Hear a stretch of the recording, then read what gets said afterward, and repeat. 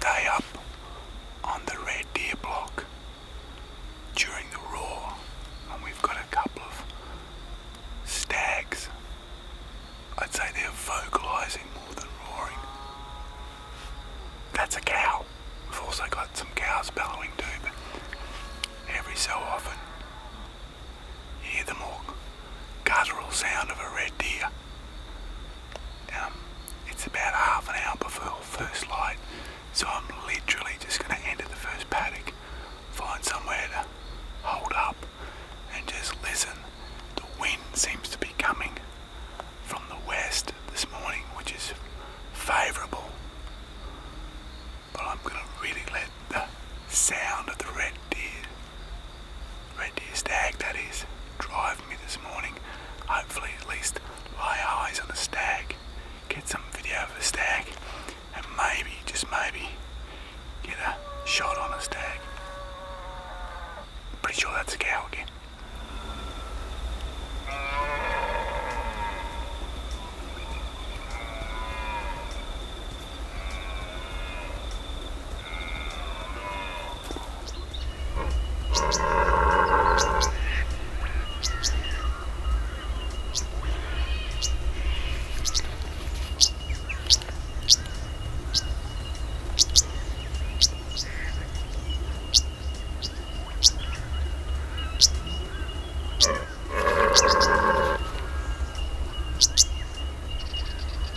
Well, there you have it. There's actually two stags. Not bad either, but not for me today. Maybe after the roar I might look at one of them, but I'm going to leave them alone. What I'm going to do is I'm going to cut back down and try to approach them from a different view, see if I can get more of a understanding of what's happening. It's hard to tell from the video, but I'm in quite a tight little gully, and they're only about 250 metres away at the most. Very shootable. You can still hear them going. Strangely enough, the one that I thought was the better stag, the lesser stag just drove him off. So they're up there in the tree line. So I think today is just going to be more of a video day than a rifle day. However, if I see a 6.6, I'm going to put it down if I can. So we got a long way to go yet, so let's see what we can see, hey? As I said before, I thought there was another stag up behind me. There is, and it's not too bad. And the thing is, he's roaring at a stag further up. So I'm going to try and get up above both of them, because again, the wind's really in my favour. And see if I can get eyes on both of them. He's not bad. Might let him go for the day. Don't know. But he's not bad.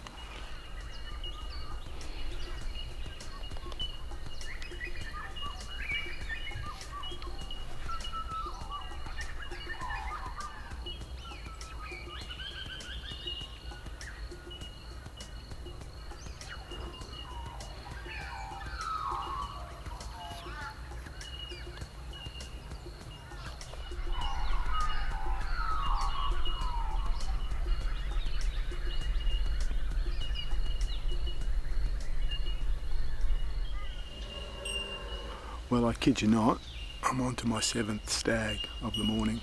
I think I've got 4 on video. There's another one up on the block next door, directly to my right. Sounds a bit far away. There's one over towards my right. Might have heard him then. He's on another block that I don't have access to, and directly below me is number 7, and he is on this block. He's just down in this gully, and I think he's communicating with these other two. The only snag I've hit this morning was just run into a mob of roos, and they went towards that stag, so I just let them go. I kind of gave them a bit of a hurry up to get them moving. Hopefully they'll pour down, the stag will see them, won't take much notice of them. There's a stag down there, popping and thumping and scraping. I'm going to have a look. I can't help myself. It's a tangle down there, and I might bump him well before I see him. But I'm up for it. I've spotted 2 hinds and 2 spikers. I've just got barked by a hind. And the stag is just down there. Listen to him go.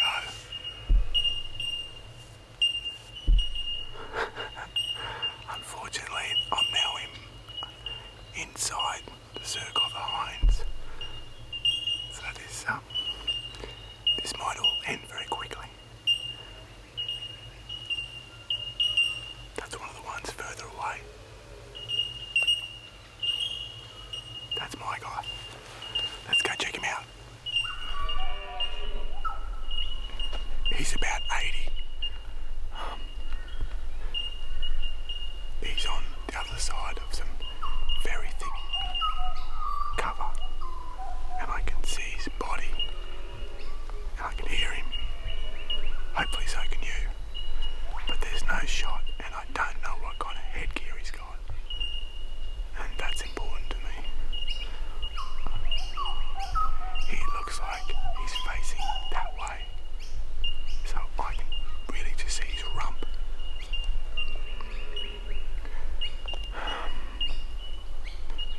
Oh, he's moving. He might be a young'un.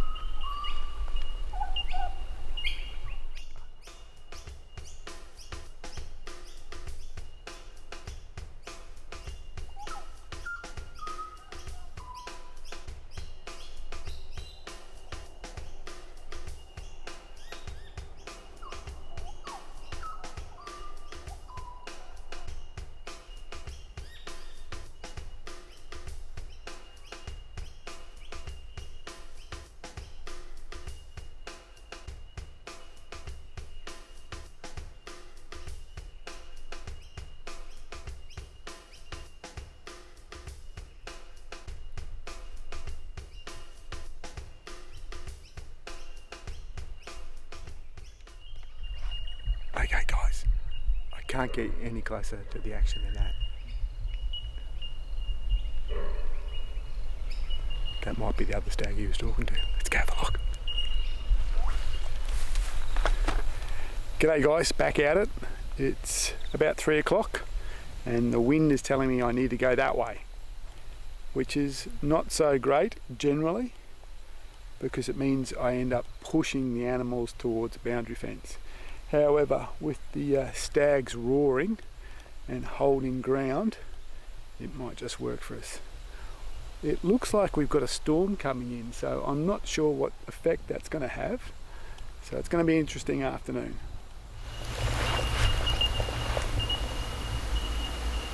There's a red deer roaring up on that hill. 2 things though. 1, that's not my hill. I can't hunt it. And 2, I'm pretty sure I can hear a quad bike moving up there. So I'm hoping that maybe that quad bike pushes that roaring stag down onto the flats here. Well, as you can tell,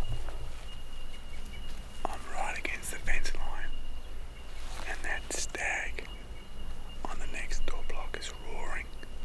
There's also a really nice recent rub tree.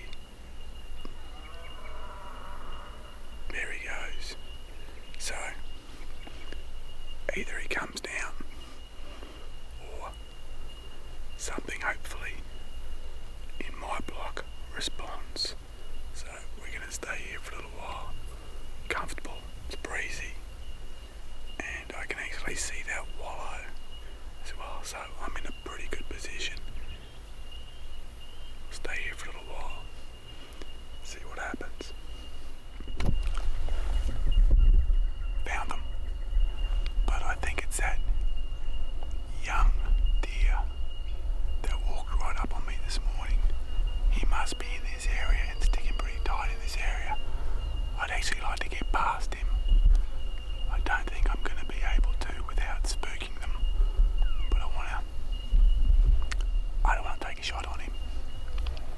if I had my bow, I might take a shot on him. Well, I'm not too far from the road, which means I'm not too far from my truck, and that's probably about day one done. A huge amount of red deer, specifically stag activity. Typically much more active in the morning than in the afternoon on this block. That seems to be the case for the last 18 months that I've been coming up here. What was most surprising, however, was that I suppose it was a quad bike or a quad or something like that, or a side by side up on the hill, and the effect that that had on the deer. As I said, there was a fair bit of roaring going on up there, and we were starting to get some vocalisation back, and then all of a sudden I heard it. I'm sure they heard it before me, and then everything went quiet.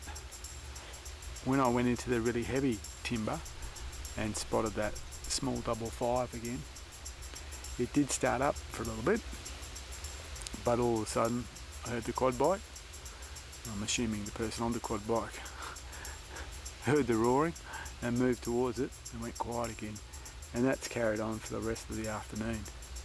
There was a little bit of vocalisation over towards one of the dams, or above the dam, and it'll probably kick on later on in the night or maybe tomorrow morning. But for me, that's day one. I see the property owners back home, so I'm going to go say hello, give him a report, see what he says, and get back up here as soon as I can to get myself a stag. So stick with it, and we'll see you again.